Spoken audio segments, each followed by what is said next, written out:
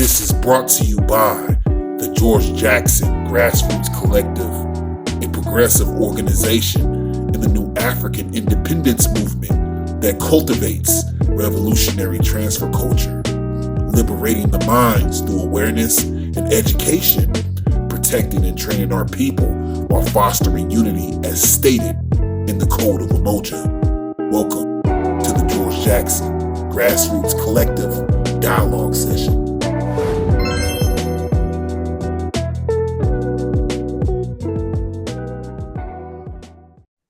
Britland, this is Nehemiah X, Deputy Minister of Education with the George Jackson Grassroots Collective. Today we will be having a dialogue. Could you please tell me your name, sister? Yes, and thank you so much for having me on. It's nice to meet you, Nehemiah. My name is Nube Brown. I can tell you some things about Prison Focus Radio. Yes, ma'am. I have the pleasure of being able to be its host, although I am in a co-hosting, part of a co-hosting project that I started. So I'm having a lot of the new African brothers of the California Historic Hunger Strikes, mostly who are now co-hosting with me, which we just started in July. But Prison Focus Radio is the radio station of California Prison Focus, the organization that was integral in not only, well, they were just integral in being a part of exposing the conditions that were taking place up at Pelican Bay State Prison in the security housing units, the notorious shoes that our new African brothers were being subjected to indeterminate sentences. And so the radio station was started. And truth be told, I don't know the date history of the founding, when the actual radio station started, the radio program started, but it was used to give updates about what was taking place around the hunger strikes. So, this is and before it was part of the kind of the bullhorn for the when the conditions of solitary confinement were starting to first come out. So we're talking back, 2009, perhaps around in there, but long before the hunger strike started. And then it went through, so it's part of the California Prison Focus, which is also now California Prison Focus Caged Universal. And it's on KPOO San Francisco 89.5, which is a local Black-owned radio station here in San Francisco. Yes, ma'am. Could you tell me what influenced you to get involved in this prison movement, specifically with our new African brothers and sisters? Yeah, that's a long personal story, and a happy one at that. But so it started when I decided that I was going to take some classes at the community college when I was living in San Jose, and this is about 2015, maybe 2014, 2015. And so I decided that I was going to take this speech class, and in that speech class, one of the finals was one of the finals was something that you are interested in, and we were going to do a speech on it, and we all had to present what our ideas were, and then other students would would participate.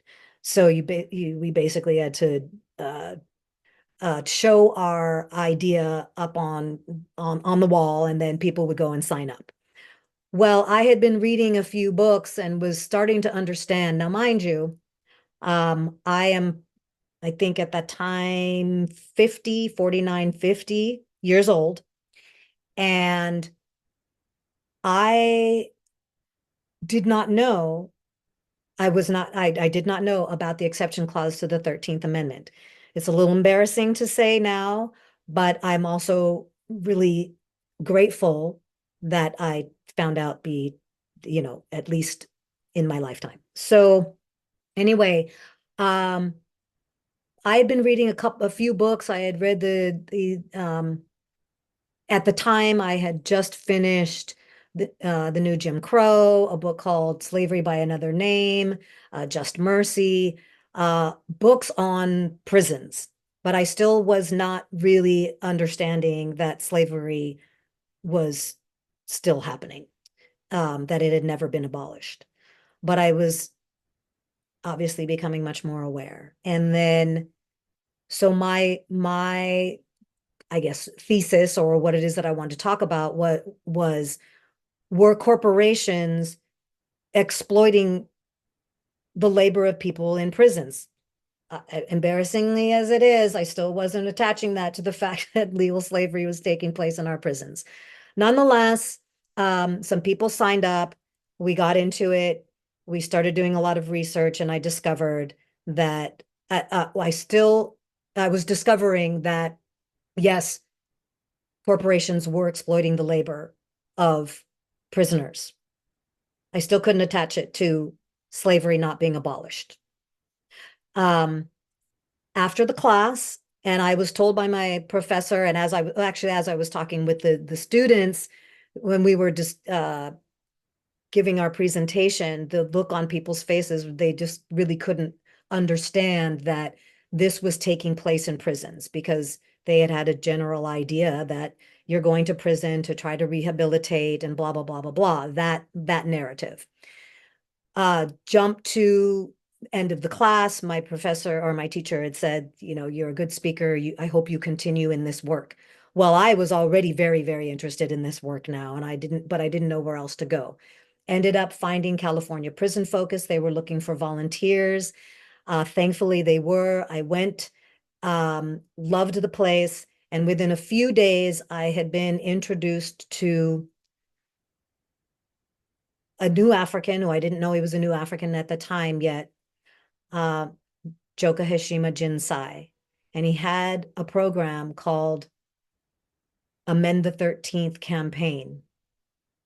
And it was there from him that I understood that slavery had not been abolished. And in some respects, Nehemiah, I'm actually really, I was embarrassed for some time that I did not know about the exception clause to the 13th Amendment, but it also alerted me to how this system works in keeping us from knowing the truth. And since then, a friend of mine has said to me, her name is Dekwi, the wife of our now ancestor, Sekou Odinga, and she said, what we don't know opens worlds. And so I'm no longer embarrassed, and I'm just really grateful that I finally found out. And to find out from Hashima, who was doing this work from the inside of a prison, um, was mind-blowing and transformational. Um, and so I couldn't look back after that. I had also been exposed to the letters of prisoners inside, because that's what California Prison Focus, their organization, we get hundreds of letters a week. And I was blown away by what I was reading. I was blown away by their penmanship, by the language of engagement and manners and their thankfulness and gratitude. It was mind-blowing. But it kept me there, and I have, I just never looked back. That's what got me into it. Wow. Okay. Hmm. Uh. Hmm. I want to ask, could you break down the 13th Amendment? And also after that, could you tell me some of the notable new Africans that you interviewed and some of the highlights that they left you with as well? Oh, well, actually, let me just, can I break down the 13th Amendment? Well, basically, the 13th Amendment says that slavery is abolished except as punishment for a crime. So that's an incentive to criminalize a people to keep them enslaved. And it is now penal slavery. And it has a history, right? Because there's the history of convict leasing. And some people would say that convict leasing was almost worse than slavery because you could, I got to be careful of my language here, but as property, there's a certain level of protection of your property that you're going to maintain. You don't want people to die on you because then they can't work for you. But as convict leasing, you just work them to death and find another, basically, is how that went. And now, and then I know this isn't really what you asked, but when I think about how the new iteration of the exception clause to the 13th Amendment is playing out, it's just as genocidal, except that it's a slower death. Because you're not necessarily working people to death, but you're holding them to death. And you're psychologically torturing them over time and medically abusing them over time, because having the actual bodies there is what's making the money, as well as exploiting the labor of people who are making slave wages. And it should disgust us all, and especially for me personally, when you're talking about the people that I have the privilege of being able to interview, to think that these highly esteemed new African revolutionaries are being paid slave wages while these sick white supremacist, capitalist, imperialist pigs are making hundreds of thousands of dollars and living the good life on the backs of our people. So I guess I would say that's kind of my breakdown of the 13th Amendment. And I suggest anybody, I doubt anybody that this organization and y'all are connected with don't know about the exception clause to the 13th Amendment at this point. But don't look askance at people that don't know. I had the pleasure of being able to tell, I'm 60, and I had the pleasure of letting a 72-year-old woman know about the exception clause to the 13th Amendment. Even she didn't know. This beautiful elder Black woman in the free world, quote, free world, didn't know about the 13th Amendment exception clause.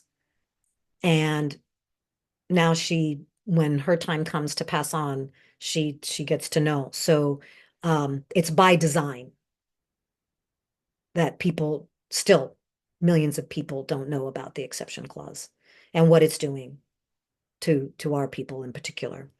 Now, in terms of the people that I've had the privilege of being able to interview, and mind you, I say I, but it's really it's really a we, because I have been gifted with this opportunity to hold this space at the radio program because of what everybody else is doing, what they've been called to do. I don't have any radio experience. I never did. I didn't have any aspirations of being a radio host, but we found ourselves in a position where um, the hour was vacated by the person that was holding it down, and somebody needed to make sure that we had that hour. And I somehow was able to take it up.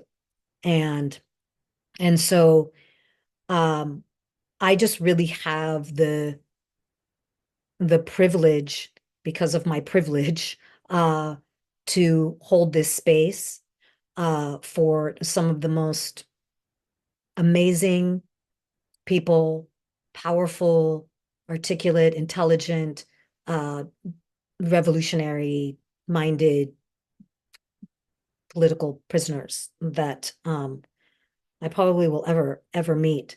How to pick any one in particular is very difficult, because they all have brought something quite extraordinary. Talking about, for instance, Joka Hashima Jinsai and his and the Amend the 13th campaign, which really is the umbrella for Build the AIM, or the Autonomous Infrastructure Mission, which is built on the tenets of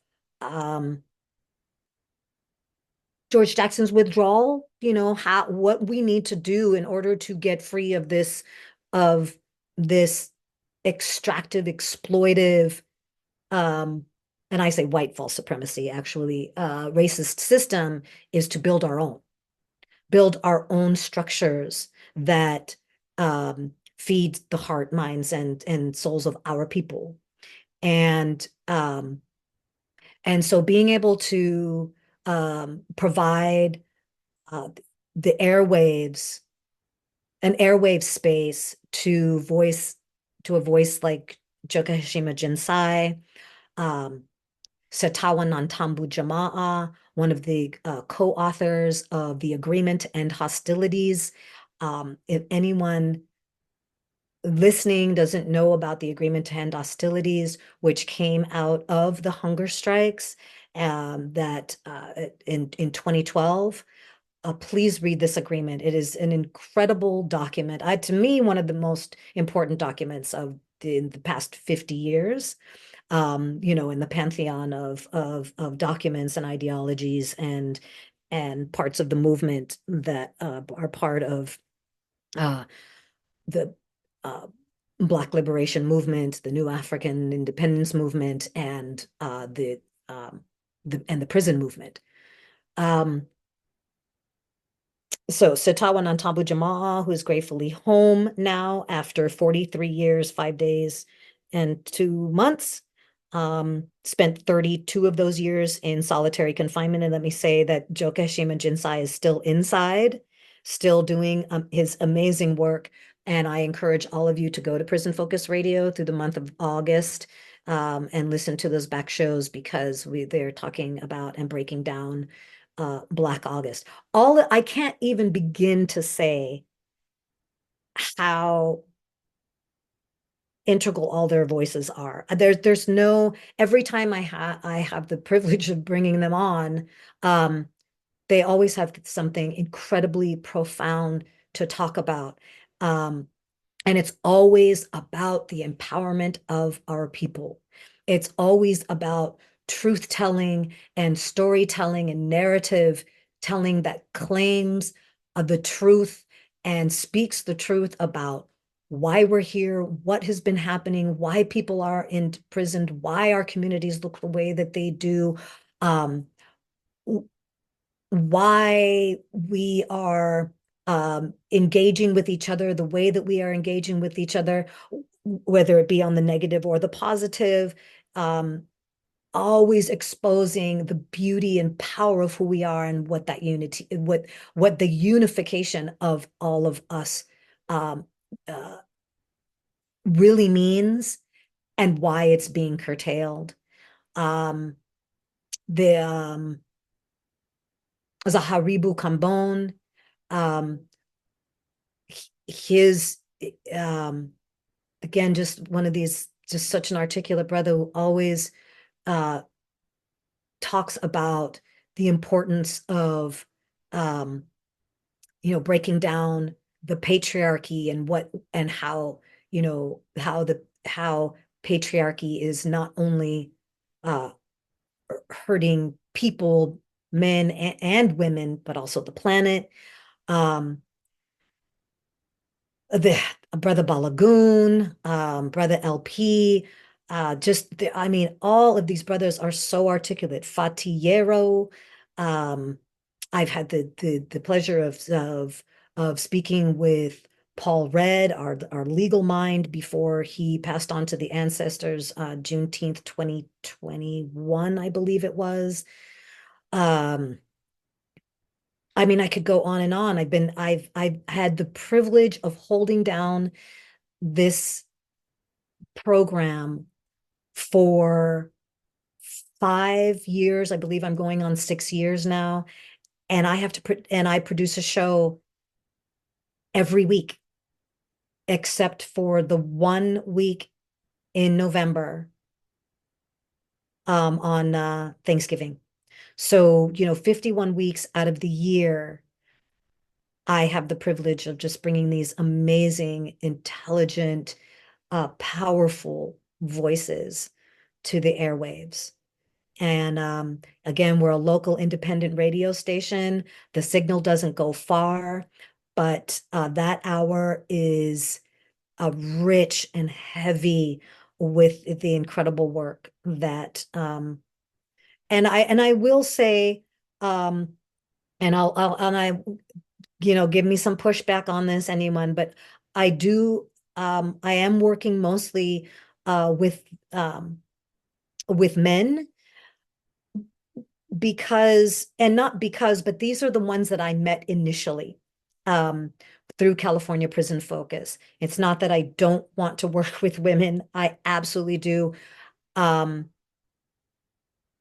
there's the little bit of a story behind that, but California Prison Focus, this, uh, a lot of their primary focus was on all men's and women's prisons, but where my work took me was really focusing on the new African California hunger strikers, and they happen to be all men. I have also had the privilege of interviewing some women, but not as many. And I mean, I really could go on and on, but I could not personally, like, I can't even put words to their words. I would just encourage people to go back and listen to either the work that I am reading from them, or just hearing their voices by going to the archives of Prison Focus Radio. Yes, ma'am. I hope that answered your question, Nehemiah. Yes, ma'am, it did. It was thorough. I know you said you wanted to go on and on. If you wanted to keep going, I would have let you. If you wanted to. I may have gotten far away from the question. No, it's a wealth of information. So don't take it as as it's off topic, because it's very much needed to know. As you said, what we don't know opens worlds. So I thank you. I would also like to ask, what are some of the conditions that many of us on the outside in the quote unquote free world do not know, that many of our new African political prisoners, as well as the bulk of our people, go through while on the inside, so to speak? Wow. Well, I mean, let's just first talk about kind of the normalization of capturing our people and capturing them when they're young. Um, and the many pipelines that there are to prison for our people. We need to keep that in mind always. There isn't just the school to prison pipeline. You know, there's the lack of medical care and the lack of medical care. So it's the getting us there first, all the things that get us there. Um, but when they are there, to be subjected to, multiple levels of uh, disrespect and stripping away of an identity. It's stripping away of any possibility of kind of highlighting any of the the the many facets of who you might be are not to be highlighted in the prison system.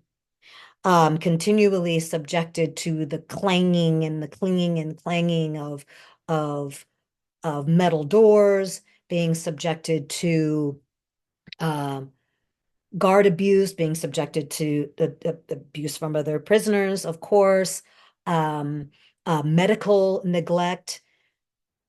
This one in particular, when we think about the decades that now our new African, especially our revolutionary political prisoners who are now elders who have been in for 30, 40, 50, um, our brother Rochelle McGee came home after 67 years of being unjustly captured and um, and was subjected to, lack of medical care, being exposed to the getting cancer and forming diabetes, health conditions that one didn't have when they first went in. The being subjected to environmental racism as well, with being exposed to black mold and not being able to get away from it, being subjected to um, horrible food, non-nutritious food, and having to pay extra, which of course puts a burden on family members on the outside to try and help supplement nutritional needs, and provide some kind of uh, uh, I don't even want to say comfort, but a tiny bit of ease from the doldrum of a prison life, being subjected to uh, the frustration of having to wait um, for someone to let you free, being handcuffed every time, you are going to go to showers or visiting or um, having always to ask for anything, no agency over your life. You're a grown person and you have very little agency over your life. They can go in and search your cells. I mean, ah, I think we've given up a lot of our privacy out here with social media and things like that. But imagine that somebody can just walk into your house and throw all of your stuff around and and just go through it and search it and destroy it and steal it and whatever it is that they want to do. They can restrict your mail. They can threaten you with taking away your visits if you don't acquiesce to what some guard wants, if you basically don't become a step in and fetch it, that person. And so, always being required to be compliant. And if you aren't, you will feel the full weight of retaliation. But the constant, they're just constant indignities, they tenfold. Whatever we feel like we've got out here happening, imagine being under the watchful eye all the time of the guards. Count. They count every, I don't know, every 6 hours. So how do you get sleep? How do you get a full night's sleep? And you can't, so your sleep compromised. Not everybody is necessarily sleep deprived, but you are definitely sleep compromised. Um, you are, um, you're always exposed if you're in a dorm kind of setting, or you're alone in a cell. Um, and in these kind of cramped environments. If the guards don't like what you're doing, they can throw you in the hole you know, for really however long that they want. Um, and continually subjected to violence and death. Um, and the medical, again, I keep going back to the medical neglect, because this is one of the major issues that is facing our new African capital E elders, because they are different than just elderly. These are men who deserve our highest regard. Again, naming those same men.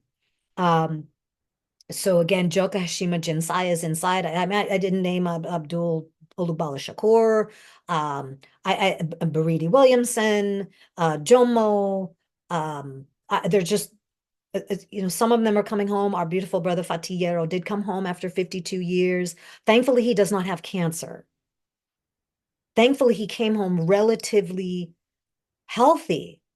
But we've got our other brothers, PJ, who's confined to a wheelchair, and has other medical conditions. And he came home after 53 years. They're holding our people from when they are youth to when they are elders, and um, and and many of them are coming home with multiple heavy medical issues, and many of them um, with cancer that they probably would not have contracted if they were not inside. Our people are being subjected to, um, multiple assaults on their humanity on the daily. Um, and I mean, it's just pure, force of will when you take up, the ideology that you're not going to live your life on your knees. There's a heavy price to pay, and you have to make personal sacrifices even when it's difficult. Some of them, they've learned to. They've trained and they've studied, they've used the Black August tenets, that they've been practicing over all of these decades to keep their mind, body, and spirits uplifted, strong, and pointing always, um, uh, in it towards the highest integrity and of the highest principles and values.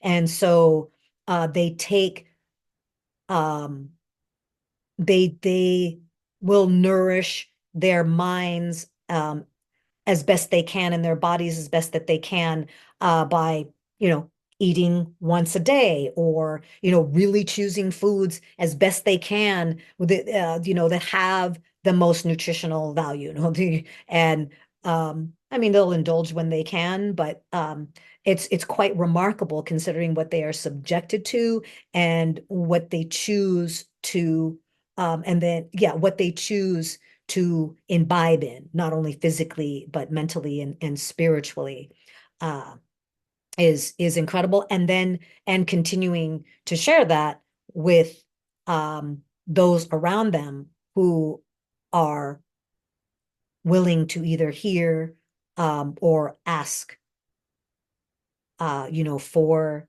their guidance and their wisdom.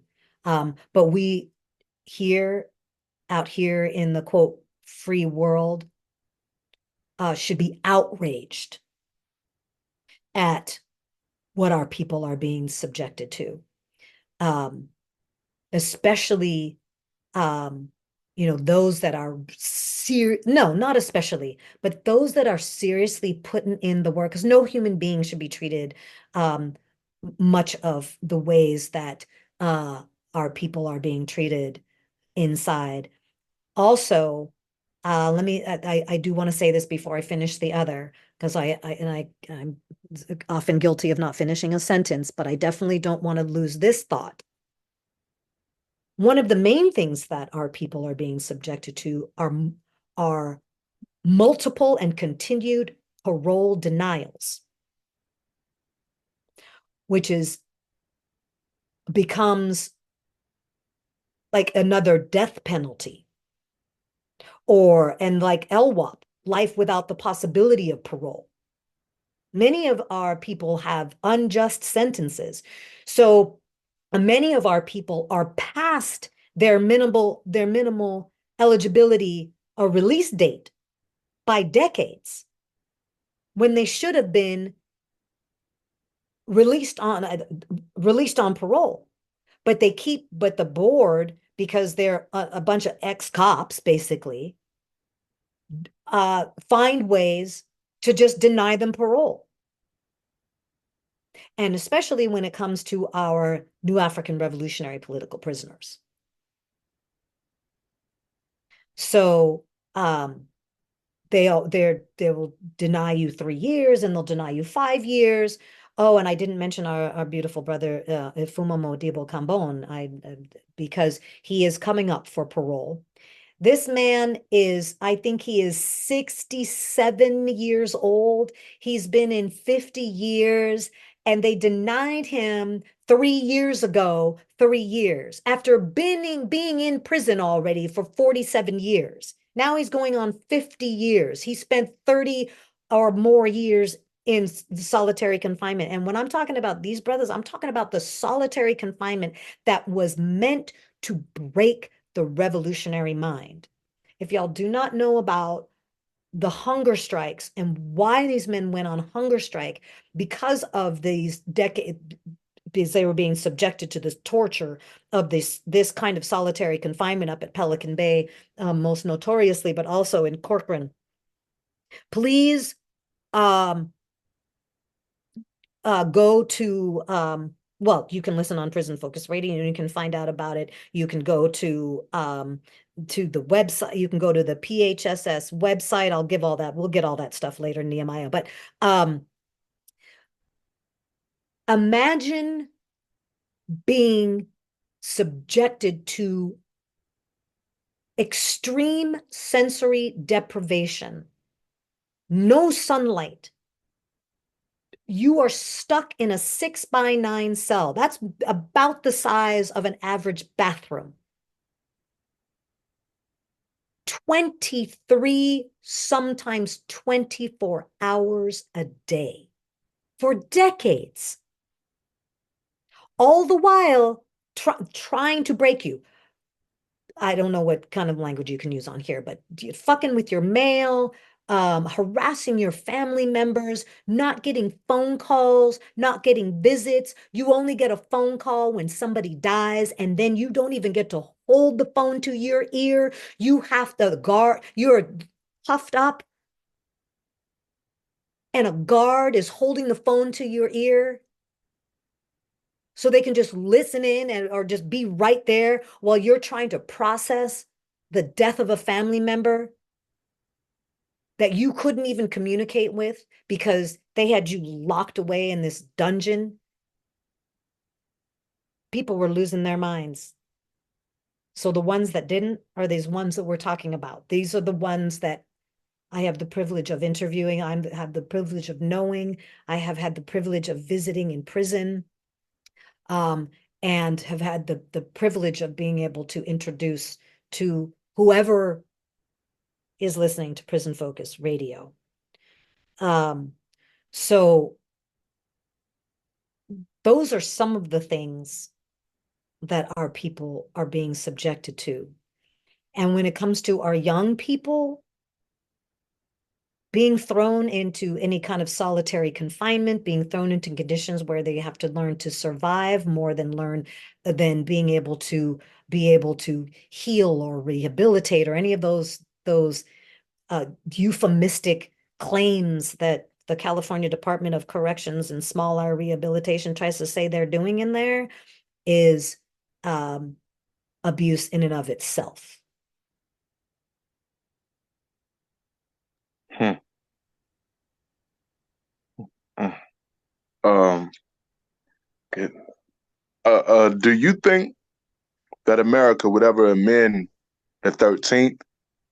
And also, what is the methodology? What are the call to actions to repel and to stop these violations of human rights?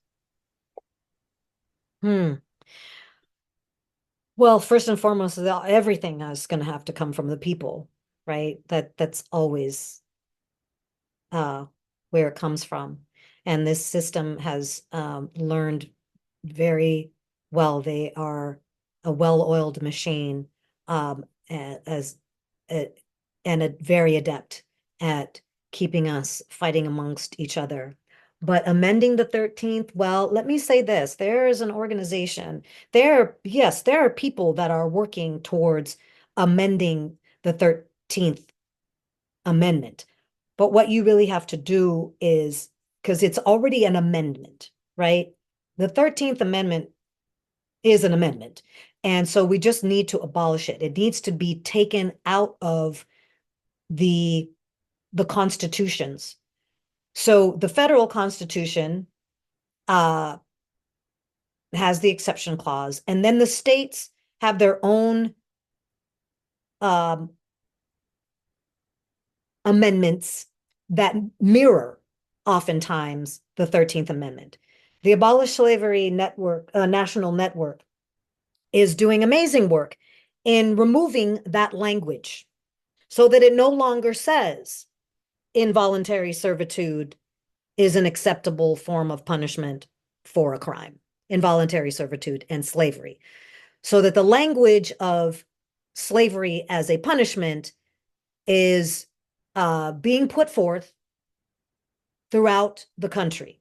California tried to, people put together an amendment or a bill, sorry, a bill, ACA 3, 2 years ago.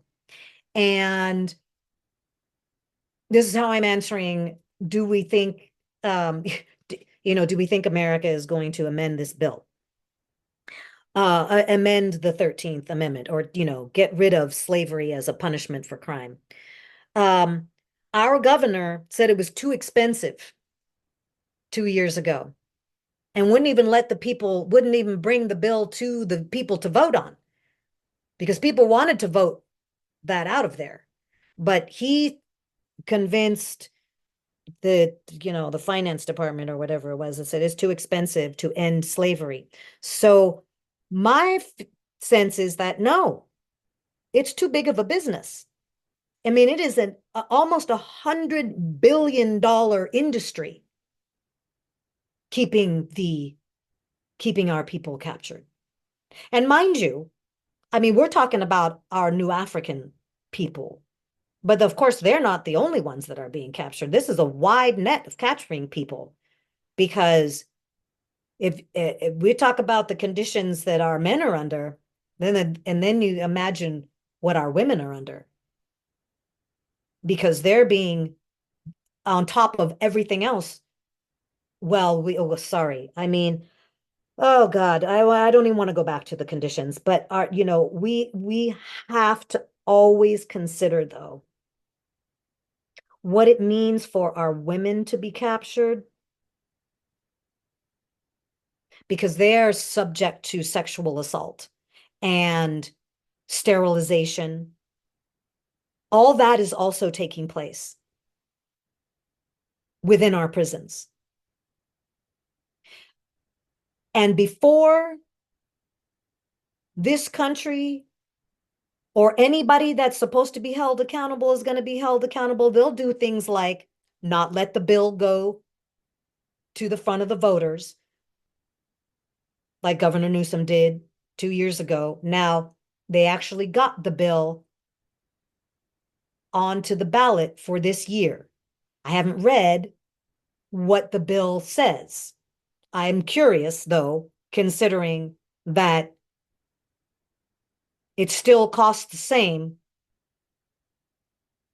and they're still making the same amount of money from having our people captured. So what's different this time? So I don't know. Now, concerning what they want to do about this, there is a women's prison here in California, in Dublin. It's one of the big, I think it's the biggest women's prison. The sexual assault was so rampant that it was being exposed, and instead of holding those guards and staff accountable, what they're trying to do is close down the prison and move those women into other prisons and basically try to sweep it under the rug. So the whole notion of, amending the 13th Amendment, criminalizing people, is because it's all about capturing and exploiting and filling the pockets of people off of the backs of our people. So no, I don't. And so that's why when these new African, capital E, elder political prisoners are continually being held captive and still doing the work to counter and resist this system,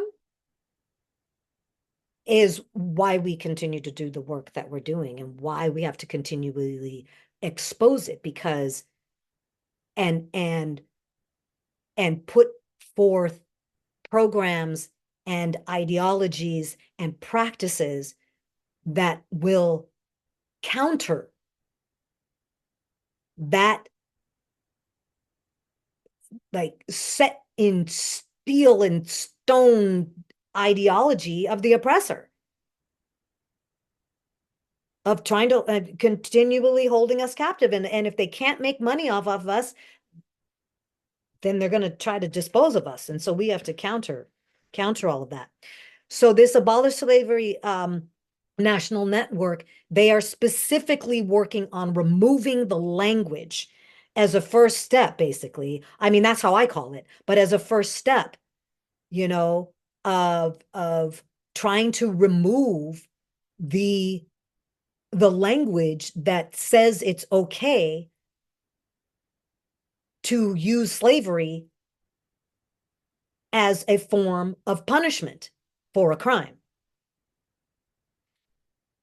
And I believe I'm going to say the voters are going to vote that in. Like I said, I don't know what the bill says right now. Anyway, if the voters approve of it, then we will have that language out of our state constitution. I don't know what that looks like materially, but I welcome that first step. I mean, I definitely welcome that first step. But do I have any real hopes that this almost $100 billion industry is going to be broken down at any?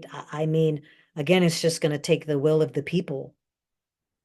Because I also think that people don't understand how intricately connected and linked the prison system is to our lives. And it's not only national. So it's not only what we're dealing with, but but y'all know what's going on in your state. So this is nationally, and it is globally. Because if anybody's paying attention to what's happening in Palestine, that's just like a textbook 101 colonizer genocide that's going on. But genocide is taking place within our prisons. And if you notice, one of the things that is happening, that has been happening with the subjugation and colonization of the Palestinians by the Israeli government, is the imprisoning of all the people, from the youth to the women to the men, imprisoning anybody that tries to resist the state of Israel. thousands and thousands of people are languishing, uncharged, in Israeli prisons. And now, and then they're protesting the sexual assault that's happening, and as they always have been. But this is a hallmark of the colonial settler state. This is how they do it. This is part of how they subjugate the people. Ours is a particular brand because we're coming off of slavery. But the imprisoning of our people, the way I say it anyway, and from, like I said, I'm a developing new African. I am still heavy on the learning curve of what is taking place. And it's shocking what this country is about. But yes, we have legal slavery, but the imprisonment, let me say this, because really where I'm going is we have political prisoners. I know I've been saying it and it might sound familiar to you, but for a lot of people and for most people in this country, they've been told we don't have political prisoners. And we do. And it's for that very reason, because they're the ones that resist the state and are constantly organizing, exposing the public to it so that we'll organize and resist as well. So I don't have a lot of faith in the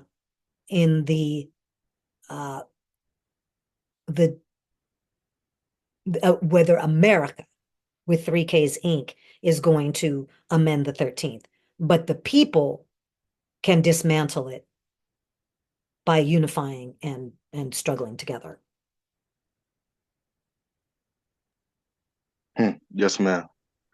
I know you touched on it, but we want to highlight, before I say that, yes, you touched on it before with the exception clause in the 13th Amendment.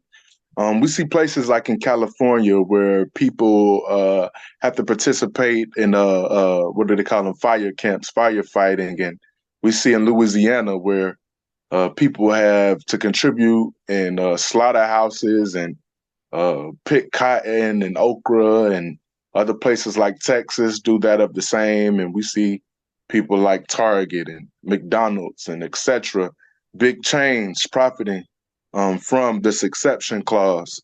Could you further go into to specifically define the purpose and how this exception clause, what it is and how it's used, as well as other examples of that you have heard from that is used? Well, the first thing that I'm going to say is, first, again, I'm grateful that I get to be here and hopefully say some things that, you know, I mean, I don't know if I'm saying anything new. I hope that also just like I'm a just a regular person in the community, right? I'm just an everyday person, and so I hope that other just everyday people hear something like, oh, okay, there is something that I can do. It's good for me to know this information. Like we don't just being just a regular everyday person is good enough to have this information and be able to know this information, and there's always something that you can do. But I will also say that again, check out, so there's just there are different angles to go about this, but for instance, always the capturing of our people under the guise of criminality, to have them captured in our penal system, has always been a way to continually get the labor of our people. It did change now about how to control people, to control their ideologies, right? I mean, through just like we just the 50s, 60s, and 70s, when the social consciousness, people getting out in the streets and the civil rights movement and all of that, and then where that progressed to, right? Oh, well, we need to shut these people up. We need to clamp down on them. um, jailing them, capturing them, imprisoning them, turning them into political prisoners, or, and people being politicized while they're in prison, is, is kind of is a projection, or of how our social movements have been moving forward. But when you capture our people, having the bodies there means that that's a captive labor force. And so, for instance, our Kamala Harris was I believe she was the attorney general. Was she attorney general, district attorney? I think she might have been the district attorney. That was here in California, when you're talking about the fire camps, you had to, that she was allowing people to stay captured so that they could do this really very dangerous work they were doing the most dangerous work in these fire camps. But she was fucking with their freedom so that they could save Californian taxpayers some money. Now, I don't know about you, but just like I don't want our military going over and killing up a bunch of brown brothers and sisters and people on behalf of me, saying that I'm doing this for your freedom. No, you didn't ask me. Please don't. Please don't. And the same thing with the taxpayers' money. Mind you, 15 billions of our dollars are being extracted from the taxpayers to uphold this prison system. But our people can't get proper medical care, proper food, clean places. Hold on, sorry, that's getting a call. Clean, a clean environment. Now they're having to pay for some of their phone calls. Like I mean, my tax dollars are being misappropriated by all means. So, and now, oh, what I really wanted to say because I get on a soapbox, because this makes me so angry to think that corporations, there's a long list of corporations, big and small, that use prison labor. So they are profiting off of the backs of our people. So there's incentive. You need people in there to do this work. Like you said, McDonald's, Victoria's Secret, Walmart, Costco, all the AT&T, I mean, there's a long list. I don't have it in front of me. But if you really, really want to know the in-depth issue around the 13th Amendment, go to Abolition Today with Max Parthas and Yusuf Hassan.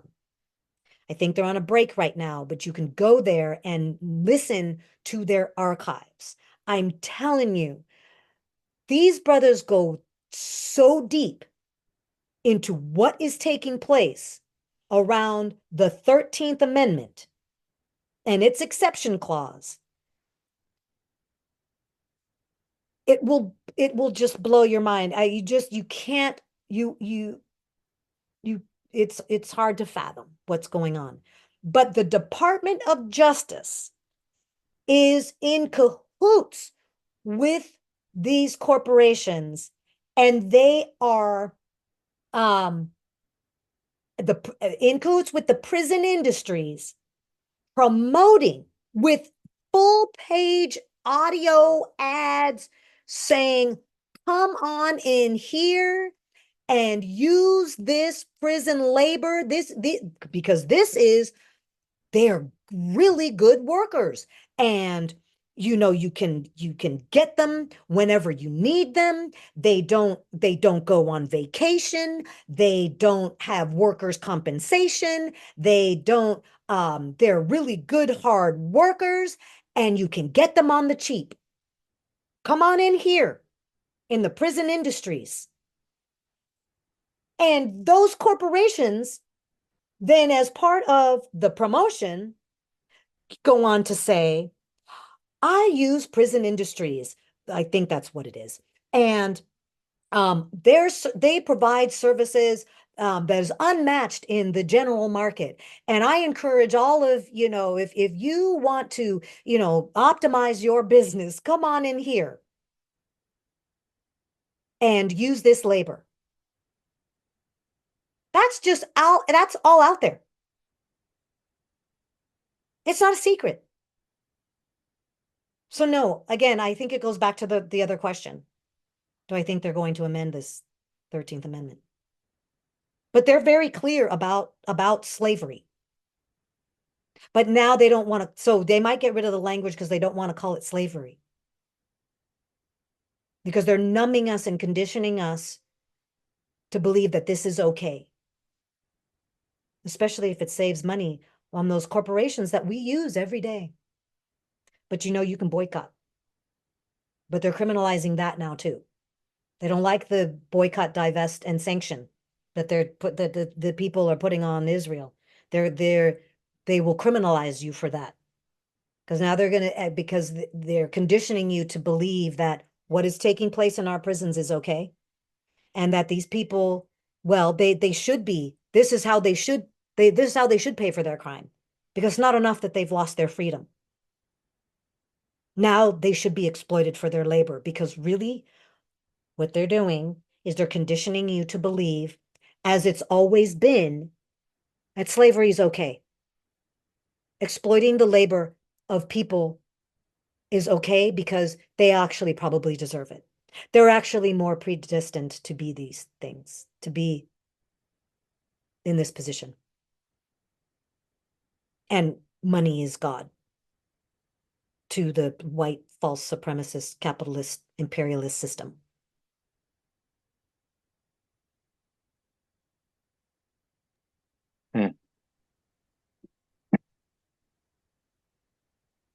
I don't know if that even answered your question, but I hope I said something.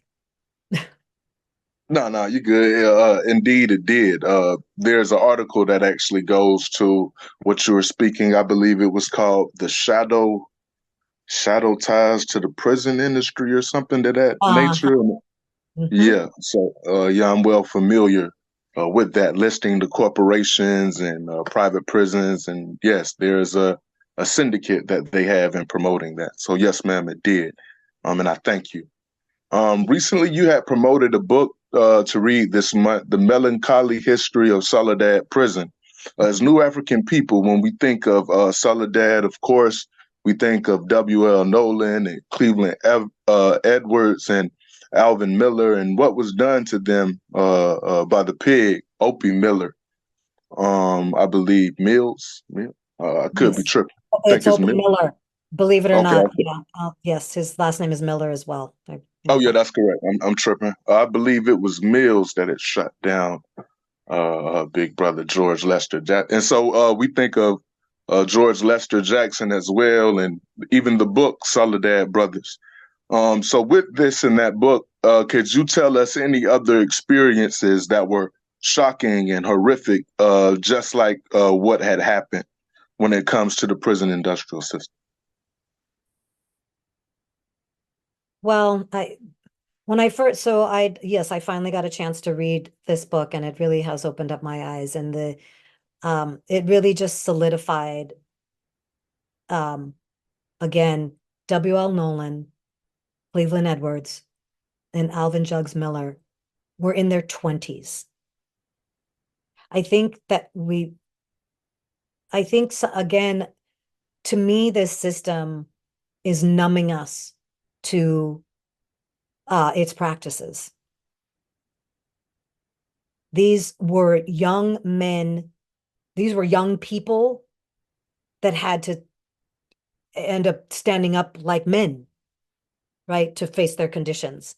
And they're willing to put their lives on the line for it. And and their sentences. So this was in the 60s and 70s. So 70 is when they died. So think of when they were assassinated, excuse me. Let me be clear. Let me say that again. When they were assassinated on January 13th.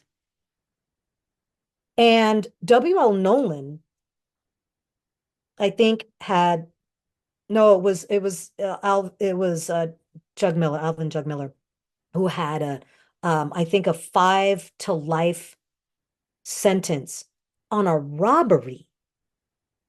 I mean, think about that. This country is, they're built on thievery. They're going to make our people pay for what? I don't know what he robbed, quote, robbed, what, quote, crime he committed. But so it's not that it's so shocking, is that it's once again kind of reaffirming what this system is about, because it hasn't changed. It's exactly the same. But what was also shocking was to see how horrible the conditions were that were being exposed, and how trepidatious the judges and how voracious the prosecutors were even then, and how that has just been regurgitated over and over and over again. It's not that now things are so bad. They've always been like that. And it made so clear to me what George Jackson was talking about when he said fascism is already here 50 plus years ago. And it's like, oh, okay. Like it's not that I didn't believe him, and I could see it in what it was that he was going through, but reading that book made it so clear about how the system has been set up this way. From the judges to the prosecutors to the DAs to the governors to the legislators, that they've always been in cahoots. They work together, and that they have always capitulated to the prison system, which tells me again how linked this is, that how our status in this country is directly linked still to slavery. This is just a new iteration, and it continues to go through iterations. And every time, and so, yeah, and then the link to the all of the uprisings and movements all through the Garveyites, or when, then through, Garveyism, and then then the first charge of genocide going to the UN back in, God, 1950 something, with Paul Robeson and William Patterson, and the cries of genocide since then, and then civil rights, and the uprising in the 50s and the 60s and the 70s, and the Black Panthers and Martin Luther and Malcolm X, and all of these movements. It's just an amazing story, because I'm good. That's for me, oftentimes how I get things too, is in the story form. So it's not even that it was so surprising. It was just very enlightening to really see how the prison system was working, and how, or continuing, working as another arm of the state to keep our people enslaved, either mentally enslaved, physically enslaved. And it just made, I guess, it just really highlighted that that that resistance that was taking place under the worst of conditions. I mean, held captive, not just behind the walls, but in chains, just like slavery. And still they were resisting to the death is not only remarkable, but so inspirational and so telling as to why, and an understanding of why we have our political prisoners here still and why they are trying to keep them captured until they die or they are so old and medically neglected that they'll only have a short time to live once they come out. That's what that book really highlighted, even though I was sitting right next to, and I talked to these men, getting that history, and about, and it, more in depth about W.L. Nolan, Cleveland Edwards, Alvin Jug Miller, Jonathan Jackson, because it goes more, really, you get more detail about the Marin County Rebellion, who was there, what went down, how they did it, or what other things were taking place in the background. It was just, it's extraordinary. It's extraordinary. And yeah, quite motivating as well. Did I answer Yes, your ma'am. question? I go off and I apologize. No, no, please. It did. I was, as you had said, I was asking what was the difference between then and now, and what is the most horrific story you have heard and witnessed. And you basically said that the stories you hear today, and as well as you read the book, that uh, all of them are horrific. And you basically said that there is no change, that it's, so no, definitely don't think that you did not answer it. Um, and surely, no, surely you did. I thank you, Sister Nube Brown, for this wealth of information. I definitely believe that it will contribute to the mental enrichment of those who don't know presently and the future generations to come. Can you tell our listening audience um, your contact information, how to support your organization, as well as other affiliate organizations, and how to support the elders in the prison movement? Yes, and I just want to say as well, um, I is always we, and all throughout this conversation, the reason I try to take the time to name the elders and the people that have come before is because they are with me all the time. They are with me. Yeah, they're with me all the time in everything that I do. And it is a privilege to uh, be able to share with them any any in any space. Um, Prison Focus Radio is on KPOO San Francisco. They are in a fund drive right now. And if you want to make any donations to the radio station, because there are very few these days, and also very few that actually allow for being able to talk about prison issues. So you can go to kpoo.com. Absolutely go to Joka Hashima Jinsai's website, Build the Aim on Instagram, go to buildtheaim.com or amendthe13th.org, and check out the amazing work that he has done and is doing collectively.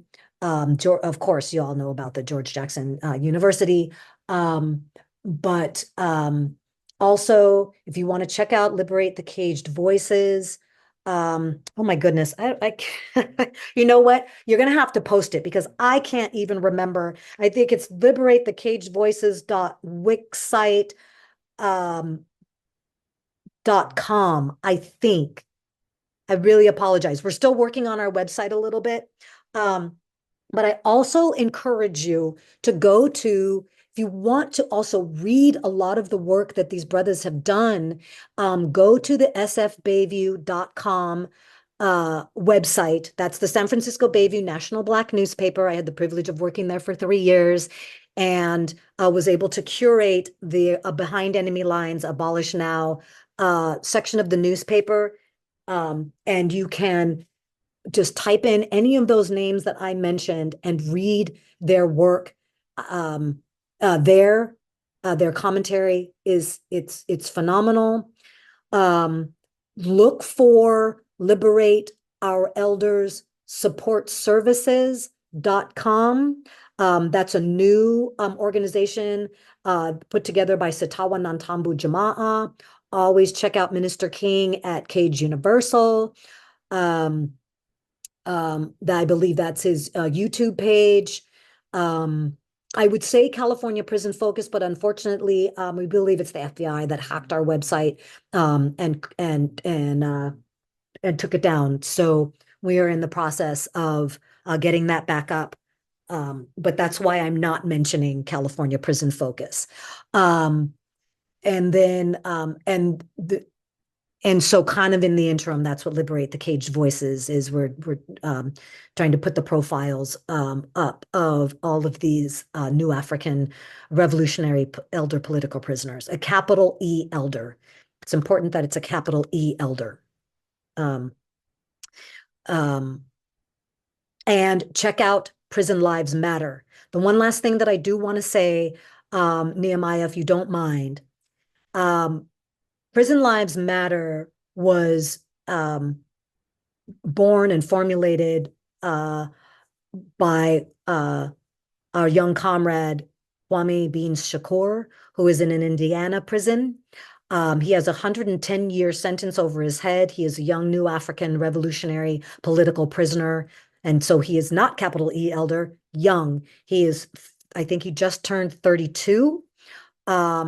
And this is all put together not only just by him, but Shaka Shakur, and through his studies with Jalil Muntakim and his book, We Are Our Own Liberators. But he put together Prison Lives Matter, which is also one of the organizations that I am proud to be a member of, because it's another organization that focuses on political prisoners. And, we are focusing specifically on new African prisoners, as do they. And another organization, Spirit of Mandela. It's kind of a mouthful, but I apologize too about the website name for Liberate the Caged Voices, and I can get that to you. Yes, ma'am. Again, thank you. Sincerely. Okay. Oh, and you can reach me at endslaverynow, 9, @gmail.com. All right. All feedback welcome. Constructive criticism, highlights, what you got? Just give me some feedback. That's great. Yes, ma'am. Will do. All right.